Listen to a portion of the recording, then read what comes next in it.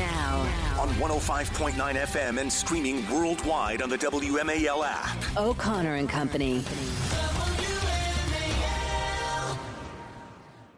7:06 on this Friday morning in the nation's capital on an incredibly consequential and busy week as the Trump 2.0 administration's cabinet continues to take form, take shape, and take this town by storm. We're going to give you all the ins and outs and analysis on it, as well as some other items in the news, including at 7:35 with Trevor Matich, who will give us an analysis of last night's Commanders' loss in Philadelphia.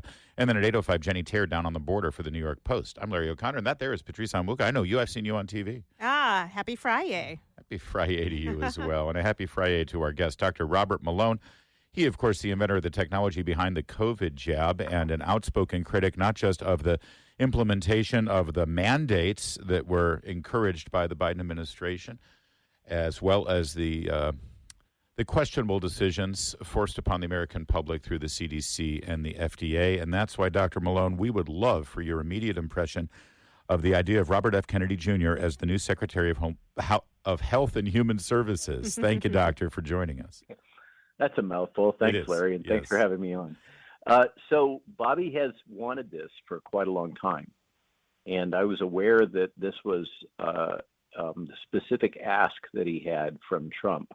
I thought that it wasn't going to happen because of some of the statements that had come out from President Trump regarding Bobby having a mandate to reform CDC, NIH, FDA, and USDA, because that cuts across cabinet levels. Right. But he could have gone to ag, considering what his focus has been in terms of pesticides and big ag and food industry stuff. Yeah, that would have been another shakeup, but HHS is what he wanted, and HHS is what he got. I didn't expect that, and I personally counseled against it because HHS is so much more than those agencies, Medicare, Medicaid, etc. So Bobby's bit off quite a bit to chew, and but he is surrounded by a competent team that has been working with him throughout this election and really going back in history. And remember, Bobby has a long history of litigation in favor of the environment, the water keepers work. He had a great crack that was circulating on Twitter the other day. He said, I've spent years trying to get the mercury out of fish, and nobody's called me anti-fish. Right. Yes. That's a good line. The article from Cheryl Gase Goldberg that appeared in the New York Times yesterday pretty much summed up all of the talking points about why not Bobby and Bobby's various sins. And he's also been very frank and transparent about the fact that he has so many skeletons in his closet that they're all piling out if anybody opens the door. He's not shy about it. Yeah.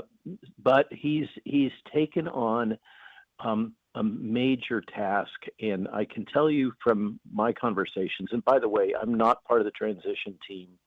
I haven't spoken to Bobby in almost a year, but I've spoken to a lot of folks around him, and I was at the rally for the election watch for him and for Donald Trump down in Palm Beach.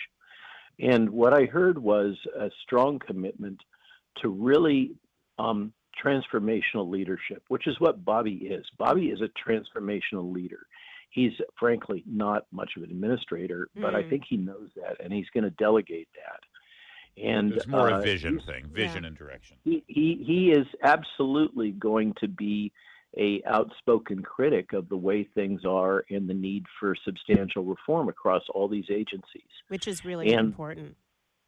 I agree, and thank you, Patrice, and there has been quite a bit of discussion already about how this reform might be structured, how these agencies really are going to have to become more transparent, the effects of their respective industries. I mean, one of the things that's a paradox with all of these is that particularly CDC, FDA, and USDA, is they're what are called dual function agencies. They both regulate and promote the industry. Mm-hmm. And for some strange reason, here we're in D.C., I think nobody is under any illusions, the momentum always becomes the promotion over the regulation somehow.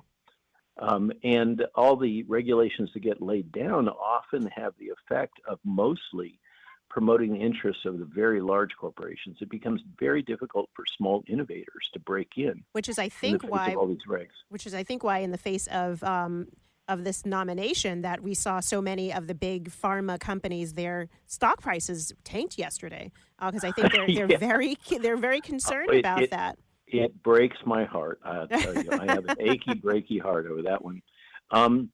So one of the first things that has been discussed very actively is getting the pharmaceutical ads off of the television set. Wow.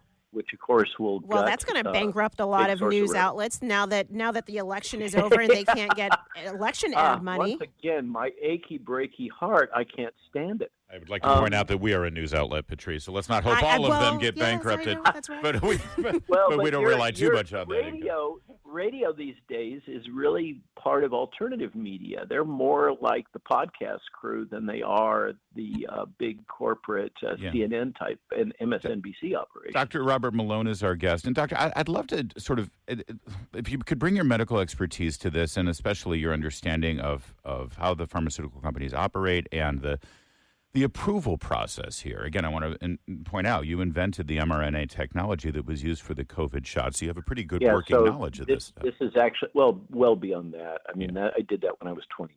Yeah, this has been your entire career. So here's my concern, or here's my question, because I think it's wrong to say that Robert F. Kennedy Jr. is a vaccine skeptic. I think he has raised concerns about the testing and approval process and some of the protections that the companies receive from litigation should harm to an individual from these things. Precisely. But Thank you. The pushback on that would be from two quarters.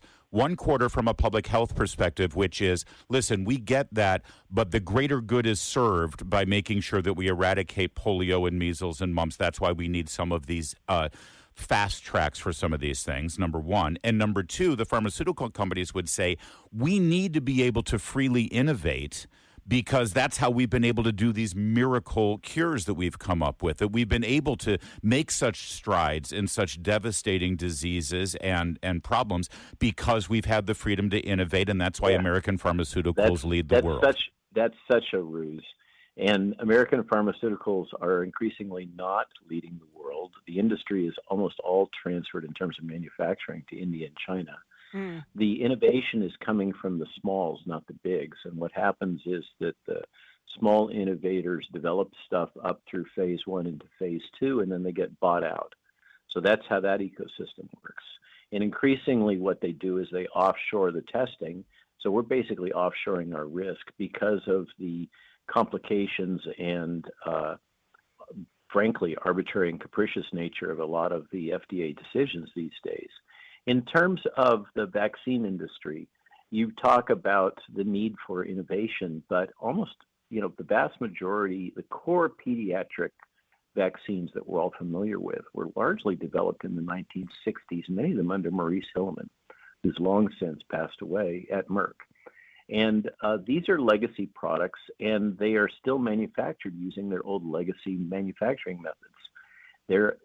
Bobby's big beef on all of this is that the data that we have about the safety and effectiveness of these products is way outdated. A lot of it is grandfathered from the 1960s, and the testing is not up to modern standards. There hasn't been good controls for these. The comparators are other vaccines typically. That's biased. And we're mandating these on all our children. Yeah. Dr. Malone, that's the sticker. That is a bit. All right, so hold that thought. We got more to discuss with you. This is the major topic of the day, and we're so grateful to have you here to talk about and even push back on some of the things that are being said about Robert F. Kennedy Jr., the new appointed Secretary for Health and Human Services. So we'll continue in a moment. First, though, it's 7:15. And so we're back with Dr. Robert Malone. You are the original inventor of the mRNA technology for the COVID vaccine. Dr. Malone, first off, I want to give you a shout out from Nick Oliver on Twitter. He said, please thank you for him. You were crucial and invaluable to him during the pandemic. But hold on, did he buy him groceries or something? What did Dr. Malone do? I'm sure it was your insight. Oh, I see. Oh, I get these all the time. A lot of them are about the Rogan hit. There you go. It was so transformative. It's like it woke everybody up. I think it Yeah, did. that Rogan interview was record.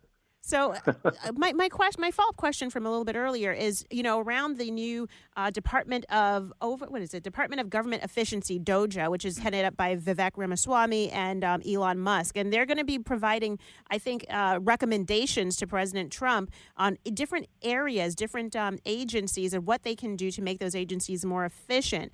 How do you see them playing a role with HHS, given that HHS has such broad sweeping tentacles, as you talked about all the different agencies that it kind of touches and the impact that it has? And the overlap. And the overlap, yeah. So one of the remarkable things that happened in the last Trump administration was that a neurosurgeon was appointed to head housing and urban development. Who would have thought, right? Yeah, Dr. Carson.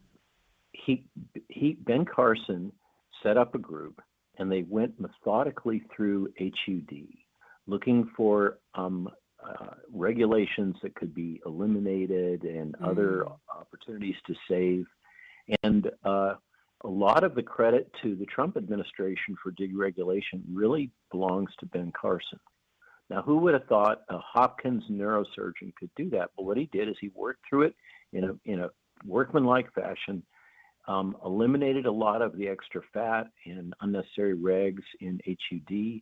And now HUD is widely considered to be one of the most functional divisions or organizations within the federal government right now. That's an example of what a pair of outside eyes or really an outside team could do, because I think Bobby's team is going to be focused more on the big picture of the forms of corruption and lack of data transparency, the big issues. Having a team that's willing to come in independently and look at where things really can be cut, where savings can be made, I think is a great idea, having an independent set of eyes focused on that one topic. Dr. Malone, you mentioned this corruption, and a lot of it has to do with the overlap that you've mentioned between the regulators working with the very industries and corporations that they are supposed to be regulating. One of the things that was pointed out during the pandemic was that Anthony Fauci and many of others colleagues over there at CDC, et cetera, are able to hold patents on some of these various drugs. The Bayh-Dole Act is something which has transformed academia, particularly academic biology. It's twisted everything, and it was all done for the best of intentions, that the federal government is funding research and development, and the American public should benefit from that through patents and getting those innovations out into industry, which wasn't happening very efficiently because industry can't develop things that aren't patented. But it had all kinds of unintended consequences. This is so often the problem here in D.C. in so many different ways. And one of those was that it was extended to federal employees. Now, the specific language in there is that the royalty rate for federal employees can be negotiated with them at the time of employment. There's a simple fix for this. You say, well, your compensation for your patents is going to be a fraction of a percent, or it's just going to be your paycheck. And that the underlying issue here is that a lot of these people, like at NIH, are guiding how money gets allocated, what research gets funded, what research doesn't get funded, what hypothesis gets supported, which hypothesis doesn't. Yeah. And if they're holding patents, then they have an intrinsic conflict of interest. Yes. And that has resulted in this absurd situation that we currently have, where we're spending more and more and more money on federal R&D, and we're getting less and less and less innovation. Yeah. All the money is going to very large labs with typically older laboratory chiefs, and the younger innovators, which is where the innovation typically comes. Remember, like my story, I was 28 and I was actually old at that point as a graduate student. So it's the and that's where great reforms really can make an immediate difference. It sounds like, and sort of and break the perception from so many Americans that there's some sort of fixed equation going on out of D.C. I got to ask one last question though, and this is, and I'm sorry because I'm not giving any of us enough time to really get to it, but it's so important because there's so much being said about Kennedy. and it has to do with childhood immunizations. We know that these immunizations can, in fact, cause harm to children. I say that willingly, knowing that I will not get sued or punished for saying it because, number one, I know children who have been harmed, legitimately harmed by all you got to these do things. is meet the kids and the mothers, and you'll get it. And I know, by the way, my own daughter had cerebral palsy as a child. Her pediatrician said, okay, then we're going to space out her immunizations differently because she had some damage to her brain when she was born. So clearly the scheduling of these immunizations are a factor here. Also, by the way, parents are handed these sheets. You're doing it with your kids. I have. They hand you these multi-page, double, single-spaced, double-sided sheets with all the precautions. They hand them to you as the shot is going into your child's leg. Pediatricians have financial incentives to jab all their kids. Right. And so how do we balance those actual, legitimate, very real dangers and concerns for our children with the very real public health interest to, immunize children from polio and measles? Bobby's been really clear. We want to take away the mandates. Once we take away the mandates, by the way, then based on the congressional act that funds the childhood vaccine program, the indemnification will go away if the product is not mandated. And then the vaccine companies can be held liable, and then they'll be incentivized to make sure that we have quality, safe, and effective products. If you think about what you just said, unpack that for a minute. What you're saying is that if it's, again, the same messaging, if all of us aren't vaccinated, then none of us are protected, okay? That is basically code word for our stuff doesn't work very good, if you think about it. And we saw a great case study in what happened with the COVID vaccine. It's the same intrinsic logic, and the perverse incentives have created a situation where the vaccine schedule has exploded, and nobody has done the studies about vaccine interactions in this complicated schedule. Dr. Robert Malone, we could literally do this for all 4 hours. There's so much more to get to. Every word. Let's have you back. Especially, listen, these confirmation hearings are going to be Looney Tunes. We already see it happening from some of the things that we're hearing on cable news from last night's announcement. So please stay in touch. We're going to go to you very often during this entire process, sir. Always my pleasure, and have a great day. You bet. And I want to make sure I want to point everybody to Robert Malone's Substack as well, so you can stay informed on his opinions about all of these things that are going on. And it goes well beyond just this stuff. It's called Malone.news. Now, on 105.9 FM and streaming worldwide on the WMAL app. O'Connor and Company. It's 7:36 on a very busy Friday morning. If you're just joining us, that's great. Welcome. But you missed a very important and fascinating conversation with Dr. Robert Malone just now about Robert F. Kennedy Jr. and a lot of the, frankly, mythological objections you're hearing right now about his nomination, and some important scientific discussions about some of the very real concerns that people may have over our public health issues and immunizations. Please do subscribe to our podcast so you can download it and you won't miss interviews like that, because they happen every day here on this program. In fact, coming up at 8:05, we're going to check in with Jenny Terr of the New York Post, find out what's going on the border. Now, that's Patrice Onwuka. It's a happy Friday. Happy Friday. It is a happy Friday. I am Larry O'Connor, and this is Trevor Matich. Trevor Matich, our special commanders analyst, also one of the top, if not the top, college football analysts in the game, joining us now. Trevor, good morning, sir. Good morning, Larry. Thank you for that. Yeah, and you sound kind of down, and I do too. I mean, where do we? First of all, because of our hours, I went to sleep at halftime when the Commanders had a 7-3 lead over the Eagles, and looked like they were fine going into the fourth quarter. So is it as simple as just, the run defense, which we talked about yesterday with Andy Pollin in a preview game? You got to stop Saquon Barkley, or were there some questionable coaching calls here that maybe hurt the Commanders' chances? Yeah, well, you're talking about in the fourth quarter, the Commanders were up they were down 10-12. They were in position to kick the go-ahead field goal. Yes. And they had a 4th and 2, And instead of kicking the go-ahead field goal, they decided to go for it. Yeah. And it was sort of a botched play where Jaden Daniels, the quarterback, was under center. He kind of bobbled the ball a little bit. He kind of got hit in the backfield a little bit. He ran out to the right, and he ended up getting stuffed, and they didn't convert, so no points out of that. But I think that Coach Dan Quinn made the right call as you looked at the rest of the game play out, because the Eagles ended up scoring 20 points in the fourth quarter. Yeah. And I think Quinn realized his defense was wearing down, and they were going to need more than a field goal there. So it does go back to not being able to stop warranted. Barkley. I mean, ultimately, this is about being able to stop the run, and they weren't able to ultimately in the game. They wore him down. Yes, they did. And the thing is, they did a magnificent job, the defense did, for 3 quarters. But then Barkley broke free for 2 long touchdowns. One, I think, was 23, and one was about 38 within a few seconds of each other, because there was an interception by Jaden Daniels in between them. And that's what really broke the game open, was those 2 long touchdowns. But before that, they were able to contain Barkley pretty well. But then in the fourth quarter, they just wore out. So can you rate Jaden Daniels last night? I mean, do you think that his performance has anything to do also with just his rib injury?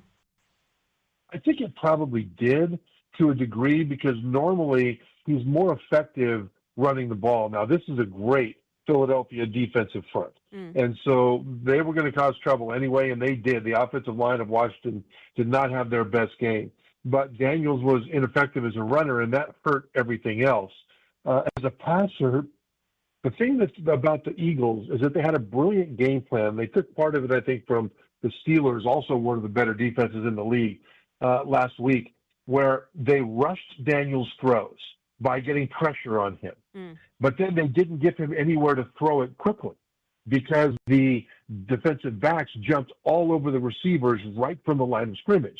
So it was a catch-22 for him. He had to get it out quickly, but there was nowhere to go quickly, except for one place, and that was to his running back, Austin Eckler, who had a magnificent game receiving, but no wide receivers had more than one catch in this game. Yeah, I saw it. I saw Terry McLaurin's line this morning, and I thought, that's if Terry McLaurin is only getting 20 yards receiving or 15, it's not going to be a good game offensively. So these two teams will meet again. They're going to be home against the Eagles when they revisit, and they could meet each other in the playoffs as well. Because either way, the question isn't whether the Commanders make the playoffs. The question is whether they win the division or not. Now the Eagles have the upper hand there. Yeah, the Eagles have the upper hand, but Washington is still in good position to make the playoffs, and they'll have a chance again to split. Remember, this was on the road at Philadelphia. Right. That's a tough place to win at any time. They'll get them again at home. And the next 3 games for Washington are against 3 abysmal teams. I mean, Dallas, Tennessee, and New Orleans, none of them have more than 3 wins on the season. Right. And they all have quarterback issues extraordinaire. So I think there's a real chance to right the ship here. All right. You want to give me some hope for Tulane visiting Navy tomorrow? It's the game. It'll basically decide who meets Army in the American Athletic Conference Championship. Yeah, these are 2 outstanding teams. Tulane has been on fire in the conference. They're undefeated in conference. But think about this. Navy, if they beat Tulane and play Army in the conference championship game, it will be the first time in history that Army and Navy met in a conference championship game. That game will probably be played at West Point.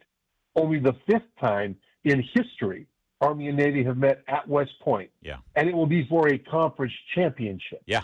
So those who like military academy football should be rooting for Navy here, because to see Army-Navy at Mikey Stadium, Blake Field at Mikey Stadium in West Point will be one of the most magnificent environments in all of college football. And then turn it around the very next Saturday and play in America's game right here in Washington, D.C. at Northwest Stadium for the Army-Navy game. It's the stuff dreams are made of.